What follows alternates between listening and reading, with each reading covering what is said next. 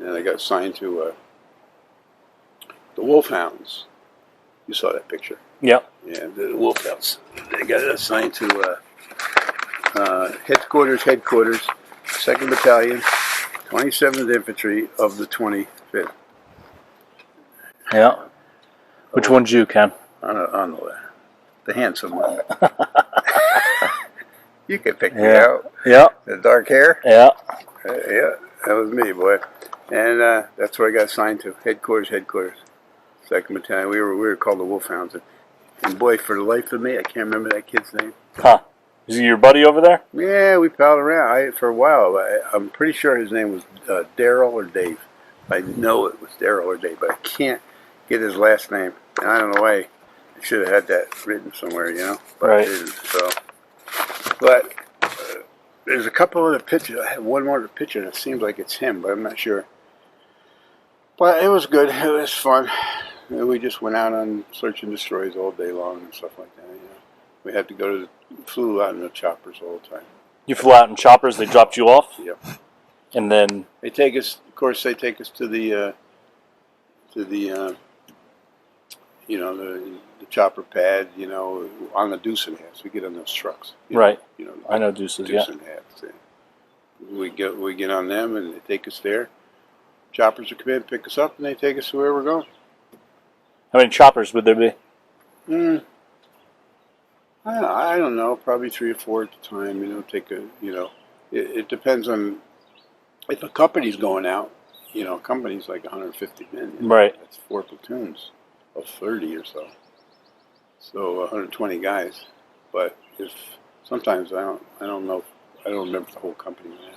It was mostly just platoons that were going sometimes, out? Yeah. Okay. They would, a lot of times, they would just take you out to make contact. Okay. Take you somewhere, make contact. Or if they heard something was going on somewhere, the whole company went out there, you know what I mean? And then they drop you. And then you just they drop you out in the middle of a rice paddy a lot of times, and you jump off that chopper in the water. And you were up to here in water. You just had to walk to the wood line with your rifle above your head. And you walk to that wood line, and those race paddies. You'd be walking along, all of a sudden, bam! You go right under, because you hit a hole. Yeah. And you back up, and and you got your rifle above your head, trying to keep it dry and stuff, and then you get out there, and here you are in 100-degree weather, and you're soaking wet. You start getting all smelly. Yeah. Man. You had to wring your socks out all the time, it seems, Boots got wet. Those combat boots they had, they weren't waterproof. Yeah. Would you have jungle boots? Yeah, jungle boots. But they weren't waterproof. Mm-hmm. They would get water in and forget it because it went over top of them down. Mm-hmm. Maybe they're pretty good with. Those things, they used to say they were so great and everything, but they actually poorly made, I think. They weren't really rugged and stuff, those boots. But I don't know. I think in the early years when they started making equipment, they didn't make it the way they didn't foresee how you needed much stronger stuff back then. Right. Because of the environment. They didn't, because of the environment, they didn't see it. So same with the M16. Right. That thing got hot, it would jam up. If it got wet, it wouldn't shoot. Yeah. Poorly constructed. I'd rather have the M1. I had an E14 M1 rifle. It was automatic. That thing was big. From World War II, one of those jobs in Korea. So and they would shoot forever. Huh. Shoot forever. Jam up, shoot again. M16, piece of crap. You ask a lot of GIs. Piece of crap. The barrel got hot, and then it would just jam up. You had to cool it down. So, yeah. So when you went on these combat patrols, how often did you guys get contact? Well, I think a lot of times I can remember going into villages and you didn't see anybody except a family. Vietnamese family would be sitting around in these hooches, real quiet, and that the VC probably were around or had been there, and they were coming. And But I can remember one family sitting around, you know, and they didn't even look at you. They were sitting around in a circle. The kids, the old mama san and father there all sitting around chewing away on a betel nut. You ever hear that stuff, betel nut? It's like a leaf, and they chew on it. Okay. You know, and it's like a red dye in it and stuff. It's called betel juice and stuff. And they'd be sitting on there and chewing on that and stuff. And the kids wouldn't make it. They wouldn't even look at you. And then you'd prod them with your rifle. You'd say, you know, any VC here? VC here? Oh, no VC, no VC. But they couldn't say there was anyhow. They'd come back and kill them, you know. So they were around. But they had tunnels and everything all over. But in my experience, I don't remember coming upon too many VC and stuff. Because they always disappeared.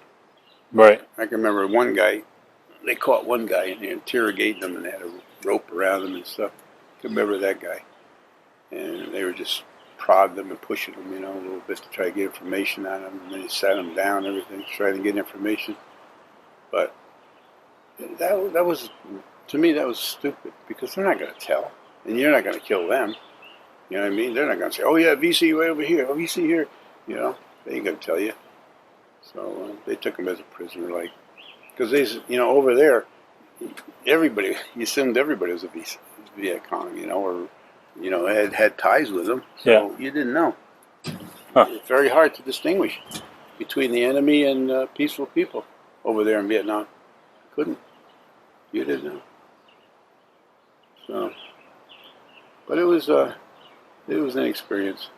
Of course, you walking around waiting for that bullet, you know, you kept thinking to yourself, man, you know, that bullet or stepping on a mine and stuff like I did. I stepped on a booby trap. So. You stepped on a booby trap? Yeah, yeah. What happened with that? Well, it just picked me up, threw me about 10 feet in the air, and landed. And I couldn't breathe, couldn't catch my breath. Were you going through the jungle, yeah, or were you? We were just on a file, long line, guys. I happened to be on the left flank, and I tripped it, you know. Wow. And just picked me up and carried me through. But I was lucky, you know. And they got bigger bombs over there. You know about the bigger bombs, you know, in your experience. You know, and sometimes there were bigger bombs that were buried or something like that. And a lot of booby traps. That's the way, you know, we used to eat our sea rations and stuff and cans. They told us, take those cans and don't throw them away. You know how you pick them and throw them away? The VC would take those cans and make booby traps out of them. You know, and we put kinds of explosives inside there and blow up. They did that all the time, so you had to either bury them or crush them up real good or somewhere. So, but when I got hit, you know, they came there, they got there right away and ripped my clothes off and everything and put me on a chopper and I flew to Benoit. But there was another guy in there. He got hit. He was laughing. Couldn't believe it. He got hit with you? Yeah, he was on the chopper same time, but he didn't get hit. I don't know. He got hit the same time or what, but they picked up him and then came and got me and something like that. And he was laughing at it. And he says, I looked at him and I said, "Yeah, I got hit in the back." And I said, "How's it look?" You know, and he looked at it and he goes, "Oh shit, you got a scar. You got about 12 inches." He goes, and I go, "No, you're kidding me." And then he had a mirror or something to get. They had a mirror or something, and he showed me, and I said, "Oh man, I couldn't believe it." You know. But actually, you know, of course, when you get hit, it wasn't like it is now, because the shrapnel went up, so they dug up like this and went up, say, to get all shrapnel, and that's how come I got the scar. Yeah. But it was he was sitting there laughing because he got hit. He goes, "I'm going home." Yes, I'm going back to the world. He was happy as shit, you know. Huh. Now, was this before the ambush, or is this after? Yeah, way before, because I got How hit. long were you in country when that happened? When I got hit? Yeah, when you got hit. 2 months. 2 months in. June 6th. So you know what happened? You spent you said a month and a half. Yeah, in the a month hospital. and a half, and then I went back out, and I went through more stuff out after that. Crazy. You know, I was in, let's see, got hit in June.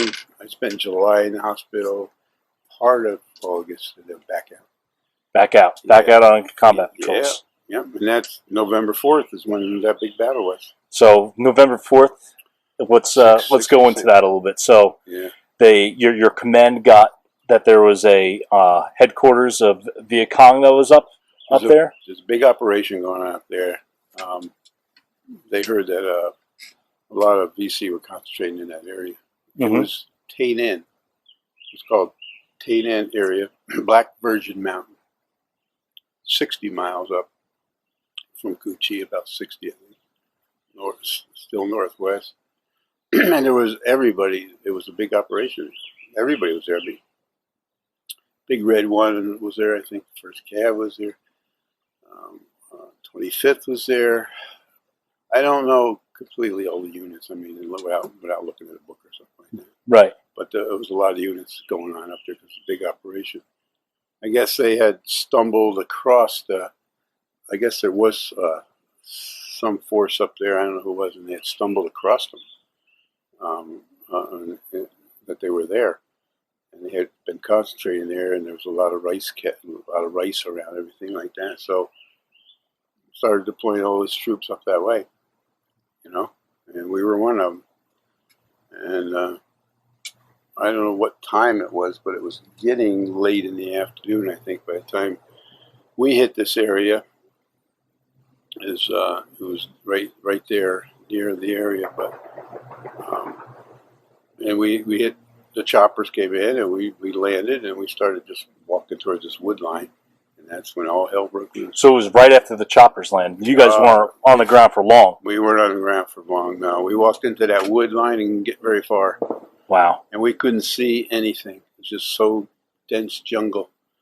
It was really dense. We couldn't see anybody, And afterwards, we learned that there was a section there was like a V.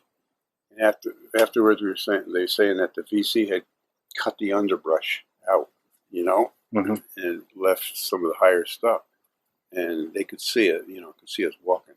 I mean, if we came close enough, they probably could see it, and they could shoot, Wow. And they just opened up on us like crazy. It was unbelievable, And they opened up, and me and two other guys, we hit this depression in the ground where we were low, a little low, and we stayed there and tried to I can remember taking the helmet off one time and digging deeper in that dirt, trying to get lower in the ground. Using your helmet. Yeah, yep, digging in it. And I can remember this guy's, just like the bullets. I could see. I looked up, a few times. I could see the bullets going right over my head. I could see them that close. I could see them,